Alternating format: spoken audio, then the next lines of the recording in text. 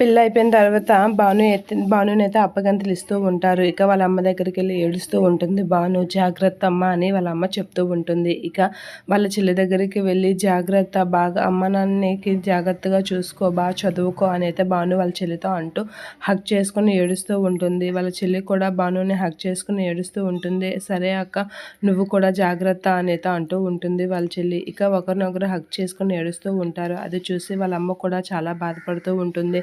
ఇక భాను వాళ్ళ అత్తయ్య వాళ్ళైతే అలా చూస్తూ ఉండిపోతూ ఉంటారు. ఇక అలా అప్పగింతలు అయితే జరుగుతూ ఉంటాయి. భానుని చూసి అలా చూస్తూ ఉండిపోతుంది వాళ్ళ అత్తయ్య. ఇక భాను అయితే వాళ్ళ చెల్లితో మాట్లాడేశాక సరే రా అని చెప్పేసి అయితే అంటూ ఉంటుంది. అలా వాళ్ళ చెల్లితో మాట్లాడేశాక వాళ్ళ నాన్నతో వెళ్ళొస్తాను నాన్న అని చెప్పేసి అయితే అంటూ ఉంటుంది. జాగ్రత్త అమ్మ అని చెప్పేసి కోటేశ్వరరావు కూడా భానుతో మాట్లాడుతూ ఉంటాడు. అలా తన చెంప చేస్తూ సరే అని అయితే అంటూ ఉంటాడు. ఇక భాను అయితే వాళ్ళ నాన్నమ్మకి వెళ్ళొస్తాను నాన్నమ్మ అని అంటే జాగ్రత్తగా ఉండమ్మా అని అయితే చెప్తూ ఉంటుంది అని అలా చెప్పేసరికి ఇక భాను అయితే అందరికీ అప్పగింతలు అయిపోయాక వాళ్ళ అత్తరింటికి అయితే వెళ్ళడానికి రెడీ అవుతూ ఉంటుంది భాను. ఇక వాళ్ళ అమ్మ వాళ్ళైతే భాను వెళ్ళిపోతుందని ఏడుస్తూ ఉంటారు.